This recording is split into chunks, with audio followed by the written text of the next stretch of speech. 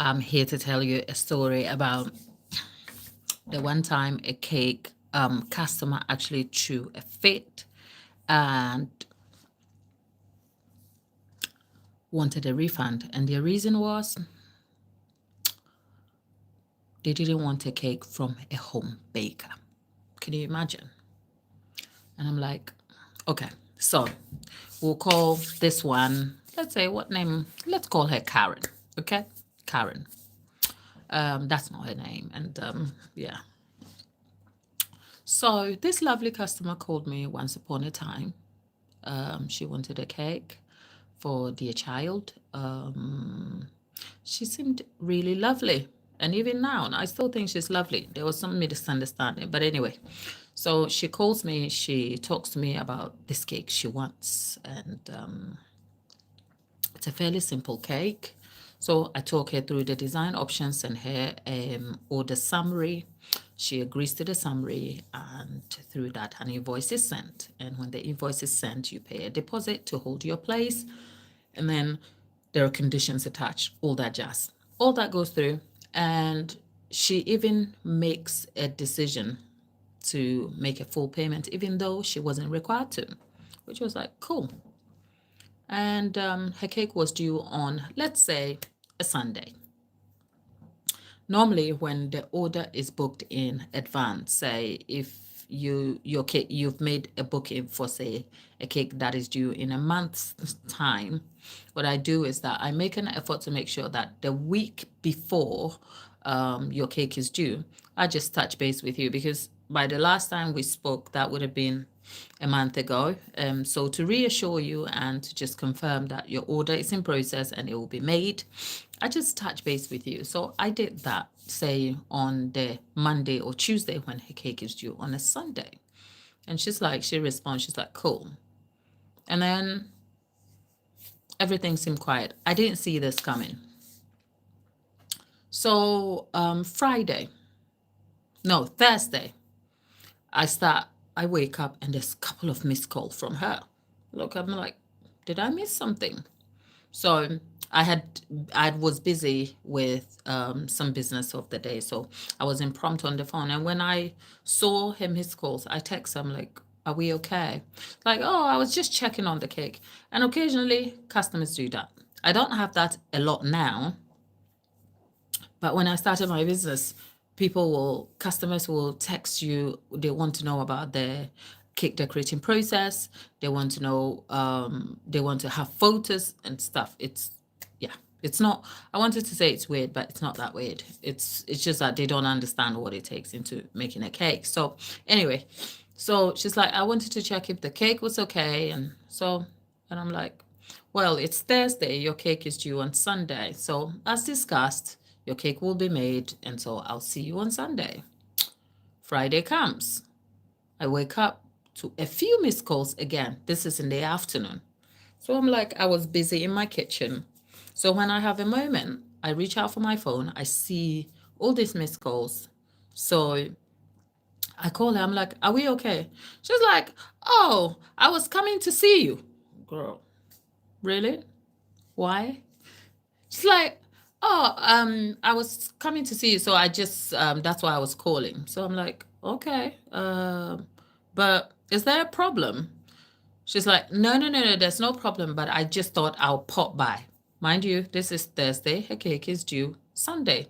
At this point, the cake is not baked anyway. So I'm like, because if the cake is due Sunday, I can bake it on Friday, get it. It was a very simple cake, just to give you context. So I'm like, are we okay? She's like, yeah.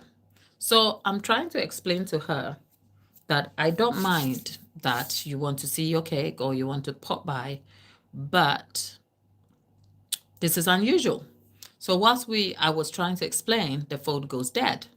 It wasn't my network. My area isn't great with network, but I don't know what happened. The line cut. So she then calls back. And the next time she calls back, I'm busy in the kitchen. So I missed the call, and give it 10 minutes later, I call her back. I'm like, I'm sorry, the line went out and I tried to call you and I couldn't reach you. Are we okay? And she's like, oh, Yeah, I was looking for your address, as in I couldn't locate you. It's like it's a residential area, so I'm not sure, but I think I'm at your shop. Like, girl, where did you get that from? So I'm like, okay, so where are you again? She's like, oh, I think I'm at your shop. I'm like, do you possibly you mean you're at my home? Is that what you're saying? She's like, oh. So at this point, I realized that, okay, she must have been confused. So I stepped out of my kitchen, I go and I meet her. And the moment she sees me, she's like, oh, okay. I just wanted to come and see my cake. And it's Thursday.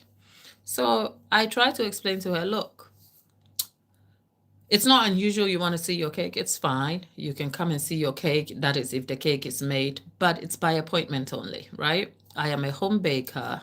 Um, I have stuff happening at home. So I don't mind that you want to pop by and see where your cake is being made to reassure you. However, if you had said to me, like yesterday when you kept calling, if you had said to me you want to come and see your cake, then I can schedule an appointment with you. That's if it's even necessary at all. But at this moment in time, as you can see, I've just stepped out of my kitchen. It's been a busy day. I have family, I have a child at home. You're a stranger, I don't know you. So I am so sorry. Maybe you want to make an appointment for another time, but your cake is due on Sunday anyway. So you can pop back and get the cake.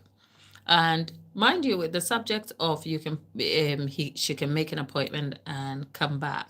I'm used to people coming to my home address to pick up their cakes at the doorstep. Sometimes people have walked into my hallway.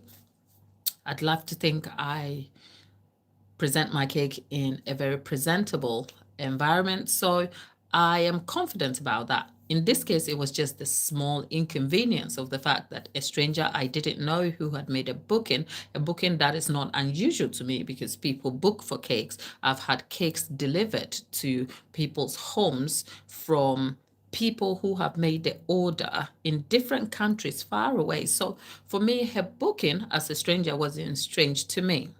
And I wasn't against her wanting to have some sort of contact into my place of work. It was how she went about it. So when I explained to her and I said to her, so your cake is due on Sunday, so you can come back and get the cake on Sunday, she loses it. And then she starts going, but I thought you were a shop. So at this point, she just goes wild. So I tried to gain my composure and I said, but I never told you I was a shop though. Like, where are you getting that from? Like, where? And she's like, I thought you were a shop. I'm like, well, I'm sorry, you thought wrong then. But if it's the case that you perhaps thought because I have an online presence, I have a website, if you check, my frequently asked questions will clearly state I am not a brick and mortar shop because I have people confusing my presence and it's not unusual. So that's where it may be coming from. But I am so sorry if you thought I was a shop. Having said that, I am still a legitimate business. I am registered. I have all that it takes to run a business from home. And I realize that your intention to buy from a shop is just preference based, which is completely fine. I am not against you, but I am so sorry that I'm not a shop. She wasn't having it. So at this point, I thought, I have presented myself professionally. I have made an explanation to her. If that is not enough, I'm going to take myself out, and that's the end of this conversation. So I excuse myself politely, get back into the house. And then she jumps into her car and she drives off. And on her way, barely 3 minutes in, she calls me. She's screaming down the phone. And she's like, I don't want the cake anymore. I want my money back. I'm like, girl, how much did she pay for the cake? I think £70 for the cake. And it was a fairly small cake. And like I said, in all honesty, I hadn't made the cake yet. But my terms and conditions were very clear. Was the deposit, as in the booking fee, there are some localities around deposits, but for the booking fee, if you pay that, that is held against some inconveniences that arises as a result of you confirming your place, because then it means on the assumption that you are patronizing my business, there's only a limited amount of space for other people. So you are holding somebody's place, and for that commitment, there's a charge and all that stuff. So if you've paid a deposit, that's non-refundable. However, in certain circumstances, I can exercise discretion.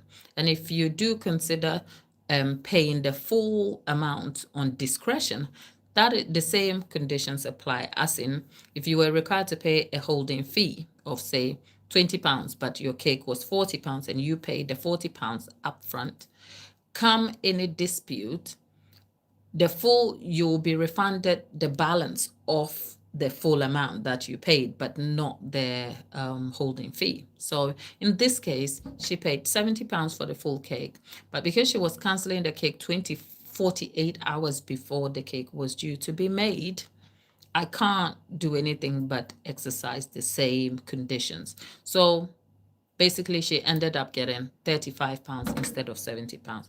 I've got to be honest though, I only exercised that discretion to give her the 50% deposit back and give her the 50% fee, as in her full amount. I only gave her the half amount and kept her deposit because of her behavior. She was really rude in her attempt to, when she realized that I was a home-based baker, she attempted to invalidate my business by making it seem like I had just popped up from nowhere and I was running this illegitimate business and that she was prim and proper. So the moment I sent her back to my terms and conditions, which were duly attached to her invoice and everything else associated with that, she realized that she was in a pickle.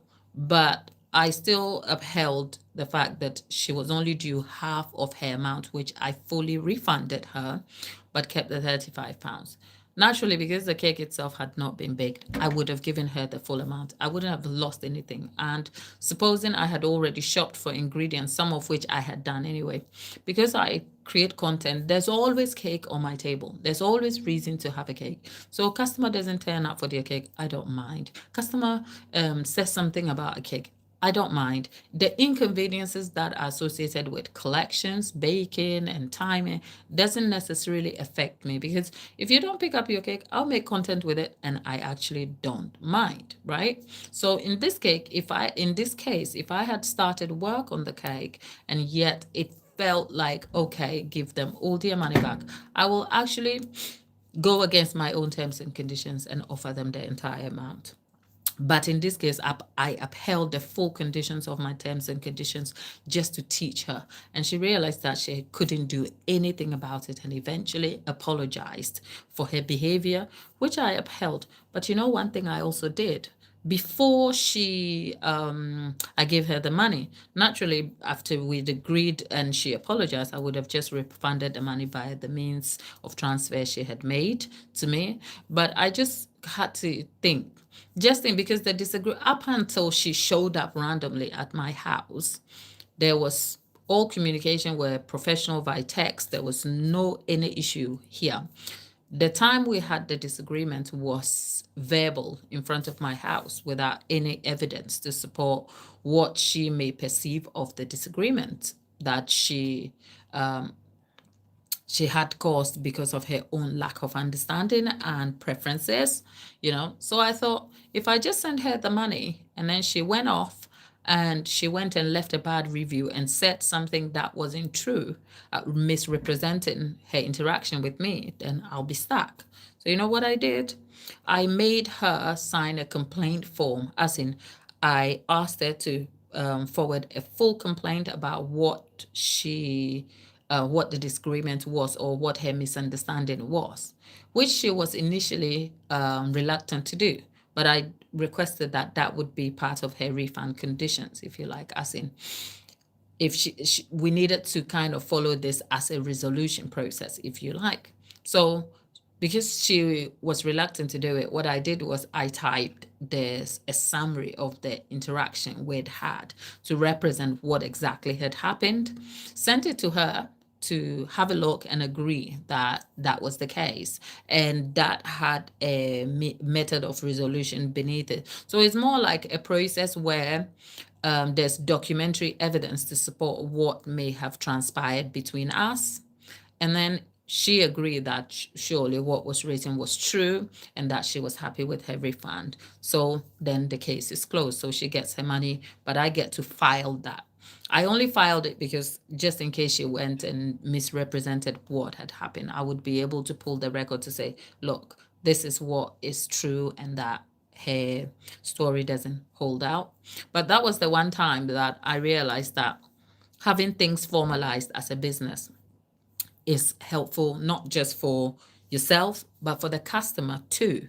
Because in this case, if I hadn't had my terms and conditions prim and proper, then she would have raised a case from nowhere, and she wouldn't have the understanding of how things were supposed to run, and I wouldn't have had the confidence also to confront her and keep and sort of maintain my stance. But because I had my terms and conditions and I knew that I was organized and structured in running my business, it was easier for me to calmly assert my position whilst explaining to her what she was misunderstanding. And ultimately, I think it resolved the matter. The lesson here is that whilst as a business, I have always wanted to treat customers with humanity and empathy, because cake is an emotional purchase, whether you like it or not. People buy cakes on their special days, like their weddings,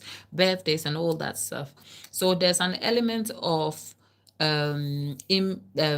feeling to cakes, and go doing the paperwork bit, as in the admin of terms and condition, taxes, and all of that can be so boring. I think I want to ask my accountant. My taxes and my organization leaves a lot to be desired, but that's just by the way. Actually having some sort of legal backing to support what you're doing will go a long way. And whilst I've been lucky to not have issues that would force me to fall back on all these boring things like your terms and conditions, they are there for a reason.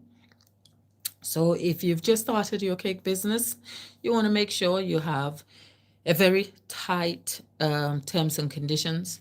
Be open to updating them. I saw somewhere on social media about somebody saying in your terms and conditions include a media pack, which is that for some of us who create cakes for social media, you want to make sure that your terms and conditions are solid and do reflect what you do, just so that customers can exercise their right to have their cake like involved with what you do outside of when they collect it, because some people want to preserve their privacy and don't want you posting about their cakes. I think it's important that sometimes you're able to give customers a choice as well.